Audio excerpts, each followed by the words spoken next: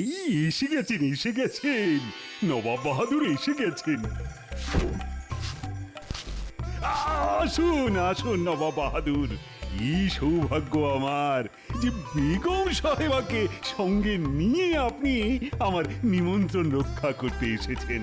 আরে আসতে তো হবেই কৃষ্ণচন্দ্র, আর তুমি নিমন্ত্রণ করেছো আর আমি আসবো না? আসুন, ভেতরে আসুন, আসুন। তো কেমন আছো কৃষ্ণচন্দ্র?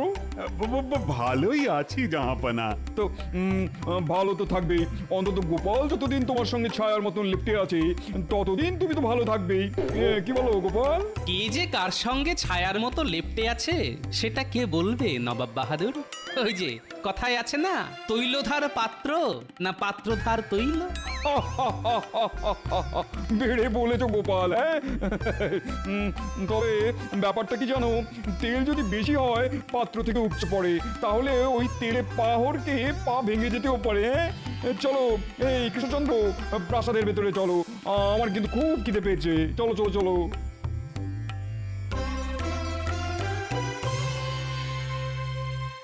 হলো তো নবাবের সাথে আগ বাড়িয়ে কথা বলতে যাওয়ার ফল হলো তো? মনে হচ্ছে নবাব ভারী চটে গেছেন। তাতে আমার কি? আমি নবাবের খাইও না পড়িও না। নবাব চটলে হয় দুমুঠো ভাত বেশি খাবেন, না হয় কম খাবেন। শুনলে সেনাপতি, গোপালের চ্যাটাং চ্যাটাং কথা শুনলে? সে তো শুনলামই। যেদিন নবাবের খপ্পরে পড়বে না, সেদিন দেখবে ওর কি হাল হয়। ঠিক বলেছেন মন্ত্রী মশাই, গোপালের হবে এমন হাল যেন ফুটো নৌকো ছেঁড়া পাল। আসুন নবাব বাহাদুর আসুন, এই প্রাতরাশটা সেরে নিন। আরে করেছো কি কৃষ্ণচন্দ্র? এত খাবার কি খাওয়া যায় নাকি? এত কি বলছেন? না না না না, এ তো অতি সামান্য। এটা সামান্য? এই পরিমাণ দল খাবার যদি সামান্য হয়, তাহলে মধ্যাহ্ন ভোজনের অসামান্য খাবারের পরিমাণ যে কি হবে সেটা ভাবলেই তো আমার কেমন ভয় হচ্ছে। তাহলে কি কিছু খাবার তুলে নিতে বলবো?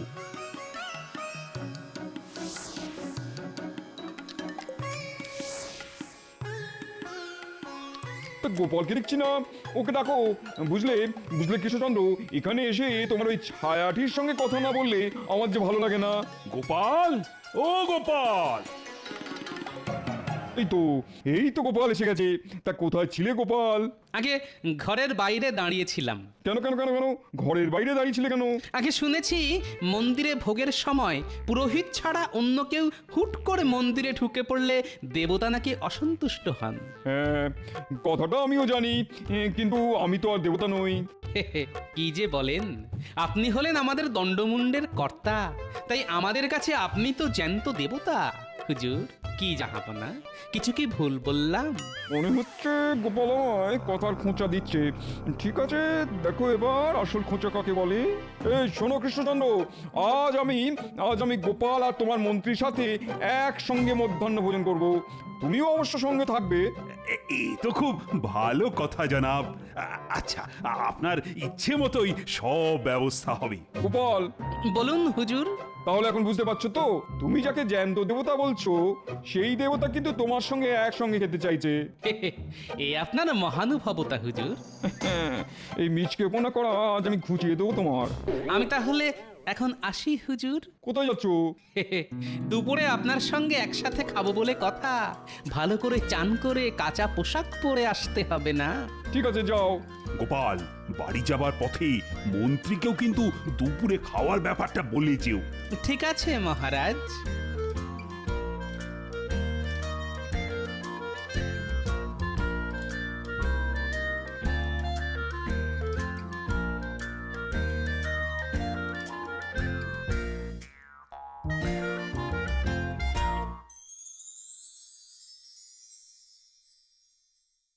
গিন্নি গিন্নি কোথায় গেলে গো?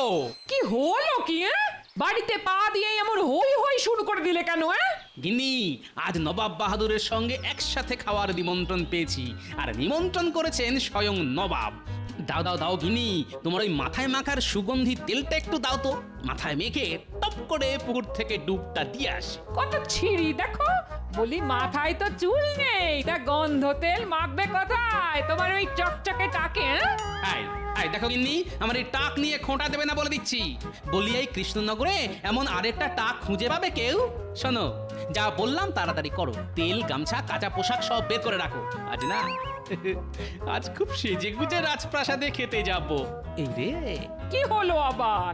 মহারাজ তো মন্ত্রী মশাইকে বলতে বলেছিলেন, তাড়াহুড়োর মাথায় সেটাই তো ভুলে গেছি। গিনি আমি চট করে মন্ত্রীর ওখান থেকে ঘুরে আসছি, তুমি সব বের করে রাখবে কিন্তু।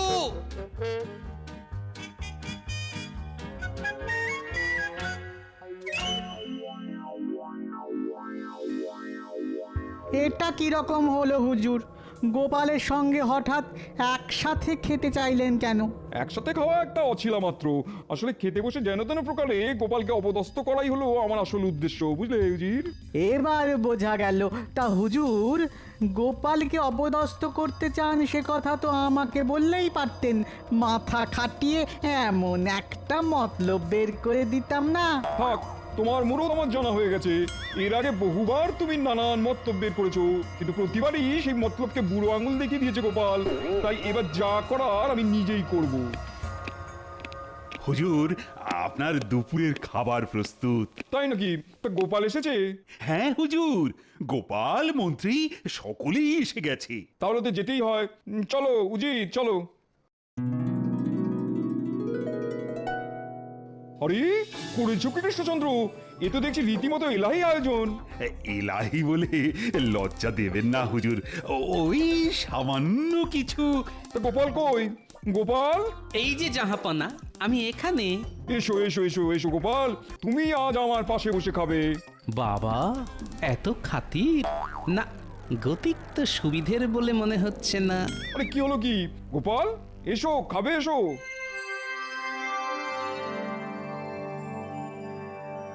তাহলে এবার খাওয়া শুরু করা যাক।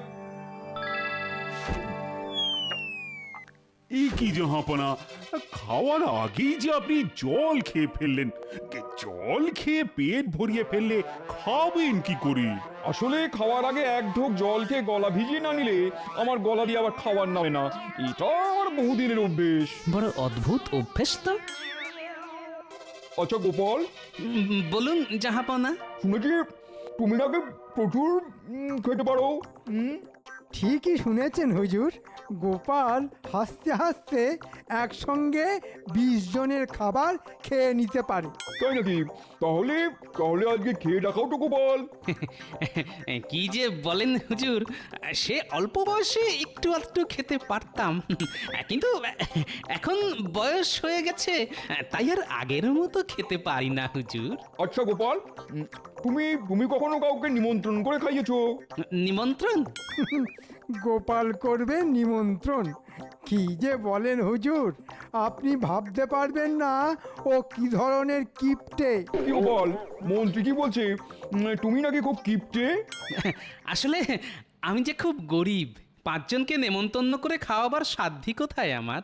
এই গোপাল, বাজে কথা বলো না তো। মহারাজের কাছ থেকে খুব একটা খারাপ বেতন পাও না তুমি, আর তার ওপর মহারাজ তোমায় তো ছুতোয় না, তাই তোমায় কিছু না কিছু দিয়েই থাকে। আজ এটা, কাল ওটা, সোনা, মোহর, টাকা, এইসব পুরস্কার তো পেয়েই যাও মাঝে মধ্যে। তাই নাকি গোপাল? তাহলে তো তুমি রীতিমতন বড় লোক। ঠিক আছে ঠিক আছে, আমি খাবো। কি খাবেন হুজুর? তোমার বাড়িতে নিমন্ত্রণ, আর সেটা কালই খাবো। সর্বনাশ করেছে, নবাবকে খাওয়াতে গেলে তো অনেক টাকা খরচ হয়ে যাবে। বেটা কি আমাকে কোনো প্যাঁচে ফেলার চেষ্টা করছে? হারকিপটে গোপাল আজ নবাবের কাছে আচ্ছা জব্দ হয়েছে দেখছি। কি গোপাল, খাওয়ানোর কথা শুনে চুপ করে গেলে কেন? হুজুর, আমার বাড়িতে মাটির মেঝে, বসতে আপনার অসুবিধে হবে। আসন পেতে দিলে আমার অসুবিধা কোথায়? আপনাকে খাওয়াবার মতো ভালো বাসনপত্র যে আমার নেই হুজুর। বাসন লাগবে না, কলা পাতায় খাবো। আর তেমন হলে মাটির ভাঁড়ে করেই না হয় জল দিও। এই তো আচ্ছা ফ্যাচাঙে পড়ে গেল। হতভাগা তো দেখছি না খেয়ে ছাড়বে না। কি গোপাল, খাবে তো? খাইয়ে দাও গোপাল, খাইয়ে দাও। স্বয়ং নবাব বাহাদুর যখন এত করে বলছেন। কি হলো গোপাল, খাওয়াবার মতন দম আছে তো, নাকি খাওয়ানোর কথা শুনেই সব দম ফুস হয়ে গেল? ঠিক আছে, ঠিক আছে, কাল না হয় আপনি আমার বাড়িতেই খাবেন। গোপালকে আরো দগ্ধ করতে হবে। আমি শুধু একলা খেতে যাব না, এখানে যারা যারা আছে তারা সকলে মিলেই তোমার বাড়ি খেতে যাবে। আর যা তা খাওয়ানো চলবে না কিন্তু। কি খাবেন বলুন? কি খাবো? কমপক্ষে 4 রকমের মাছ, পাবদা, ইলিশ, গলদা চিংড়ি আর পাকা রুই। তারপর কচি পাঁঠার ঝোল। হ্যাঁ হ্যাঁ হ্যাঁ, তাও হবে তাও হবে। আর সেই সাথে ভোলা ময়রা লাল দই, মাখা সন্দেশ আর রাবড়ি। কি গোপাল, হবে তো? বলছেন যখন তখন সবই তো করতে হবে হুজুর। তবে শুনেছি সস্তায় পাও বলে তুমি নাকি পচা ধসা জিনিস কিনে আনো। বেটা দেখছি বাগে পেয়ে আমায় খুব হেনস্থা করছে। ঠিক আছে, একবার আমার বাড়ি এসো, তখন বুঝিয়ে দেব মজা। সে যাই হোক, কাল কিন্তু রান্না করে যা খাওয়াবে তার সবগুলোই যেন হয় খুব টাটকা আর গরম গরম, ঠিক আছে? গরম গরম? ঠিক আছে, তাই হবে। এমন গরম খাওয়াবো না যে কেঁদে কুল পাবে না। আহা কি মজা! আজ কৃষ্ণচন্দ্রের বাড়িতে ভোজ, কাল আবার গোপালের বাড়িতে নিমন্ত্রণ। শুধু খাওয়া আর খাওয়া, খাওয়া আর খাওয়া। হা হা হা হা। নবাব বাহাদুর গোপালকে বড় পেঁচে ফেলে দিল দেখছি।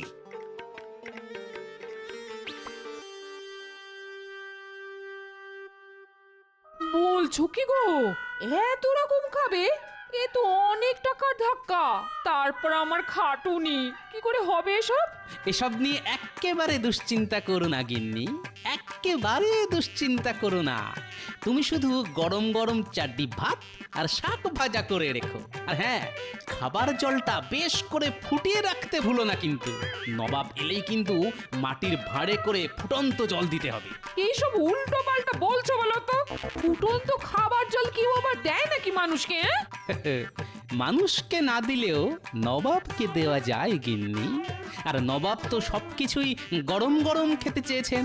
কি জানি বাবা, তোমার ওই টেকো মাথার মধ্যে আবার কি দুষ্টু বুদ্ধি খেলা করছে, কে জানে বাবা। আমার বাড়িতে খেতে এসে এমন ছেঁকা খাবে যে সারা জীবন মনে রাখতে হবে ওই পাজি নবাবকে।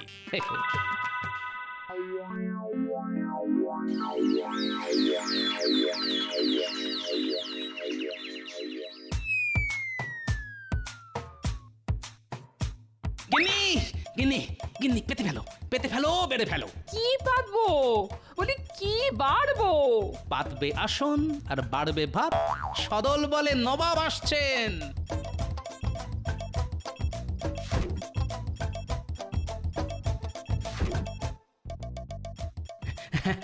আসুন আসুন নবাব বাহাদুর, আসুন মহারাজ। আহা কি সৌভাগ্য আমার। খাবার প্রস্তুত? আগে প্রস্তুত হুজুর। ওই যে আসন পাতা হয়ে গেছে, শুধু কষ্ট করে বসে পড়লেই সব একেবারে গরম গরম এসে পড়বে। কৃষ্ণচন্দ্র, তাহলে বসে পড়া যাক, কি বলো?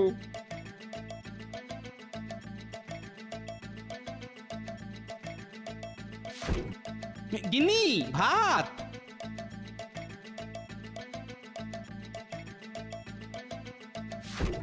এ কি, শুধু শাক ভাত?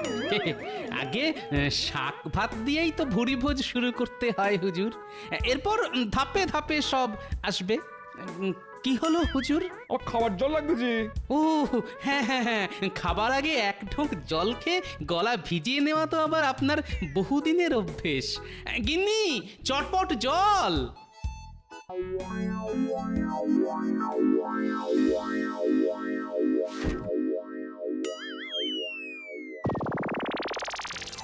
ওরে বাবা, পড়ে গেল, জল গেল।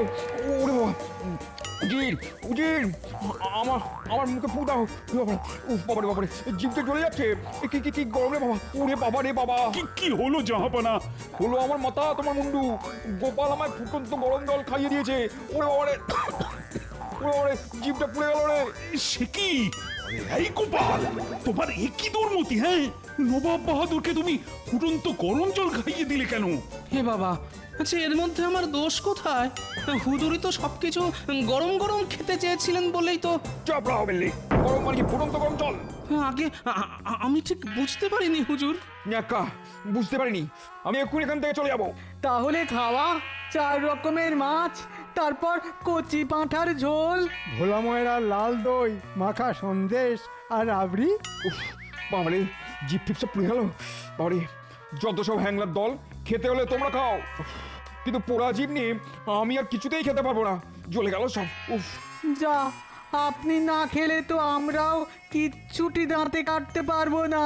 তাহলে আর কি, ফিরে চলো আমার সঙ্গে। উফ, জিপটা কি জ্বালা করছে বাবা, জিপটা পুরো জ্বলে গেল। উফ, কিন্তু এত বড় একটা অন্যায় করার পরও গোপাল কি কোনো শাস্তি পাবে না?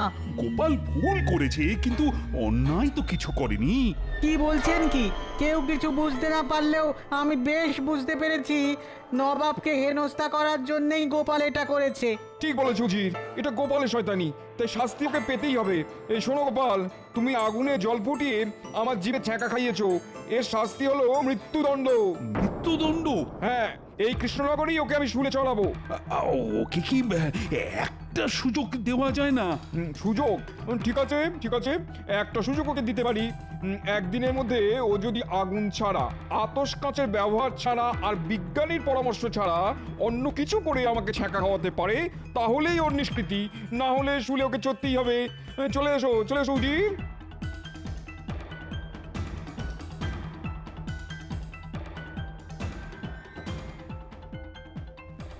এ কি করলে বলো তো গোপাল? হ্যাঁ, এবার যে তোমাকে শুলেই চড়তে হবে। চিন্তা করবেন না মহারাজ, আপনার গোপালকে শুলে চড়ানো এত সহজ নয়।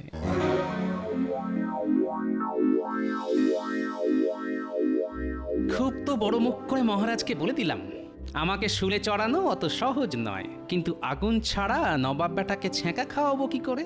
কিছুই তো মাথায় আসছে না। এদিকে সময়ও তো হাতে আর বেশি নেই। কি যে করি কি যে করি। গোপাল দাদু, একা একা কোথায় যাচ্ছ? মুটির কথা শুনে মনে হচ্ছে আমার শুলে চড়ানোর ব্যাপারটা এখনো 5 কান হয়নি। হলে ওরা জানতে পারতো আর আমাকে দেখেই পুটি কান্নাকাটি শুরু করে দিত। কি গো, চুপ করে আছো কেন? আমার কথার উত্তর দাও। ও হ্যাঁ হ্যাঁ, উত্তর তো দেবই, কিন্তু তার আগে বলতো তুই কোথায় যাচ্ছিস? যাচ্ছি নয় গো, আসছি মুদির দোকান থেকে। তাই সন্ধেবেলা মুদির দোকানে গিয়েছিলি কেন? রিঠে ফল কিনতে। কাল আমি আর মা রিঠে ফলের ফেনা দিয়ে মাথা ঘষবো। রিঠে ফল?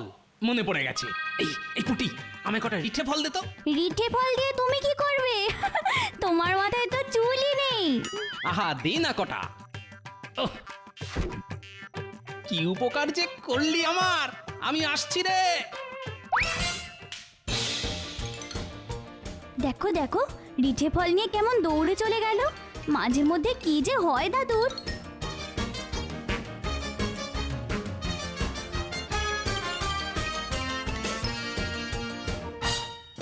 তুমি কি করলে ঠাকুর? মানুষটার কিছু হয়ে গেলে আমি যে আর বাঁচবো না ঠাকুর, আমি যে আর বাঁচবো না। আমারও কিছু হবে না। আর ঠাকুরের ইচ্ছে তুমিও যেমন বেঁচে ছিলে তেমনই বেঁচে পড়তে থাকবে গিন্নি।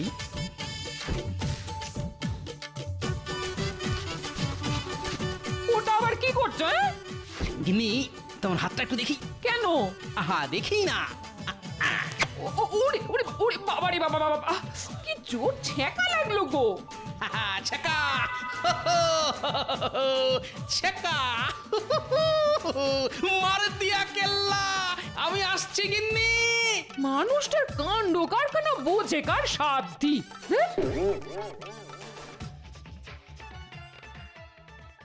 বুঝলে উজি, গোপালকে একবার শুলে চড়াতে পারলেই কেল্লা ফতে। এরপর আমি কৃষ্ণচন্দ্রকে নানান ভাবে নাস্তানুবুদ করে ওর কাছ থেকে কৃষ্ণনগর কিনে নেবো, বুঝলে? তারপরে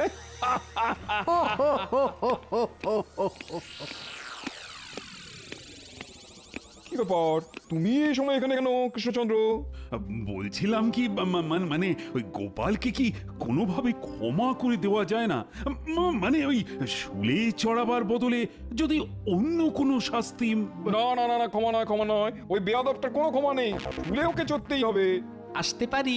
ছ্যাঁকা খাওয়াতে এসেছো? আগে হ্যাঁ, আগুন ছড়া তো? সঙ্গে কোনো আগুন নেই, তাই অবশ্যই আগুন ছাড়া। সূর্য অনেকক্ষণ ডুবে গেছে, তাই আতস কাঁচও কোনো কাজে লাগবে না। আর বিজ্ঞানীকে তো আপনি নজরবন্দি করে রেখেছেন হুজুর। বাজে কথা ছাড়ো, ছ্যাঁকা খাওয়াতে হলে খাওয়াও, নাহলে সুরে চড়ার জন্য প্রস্তুত হও।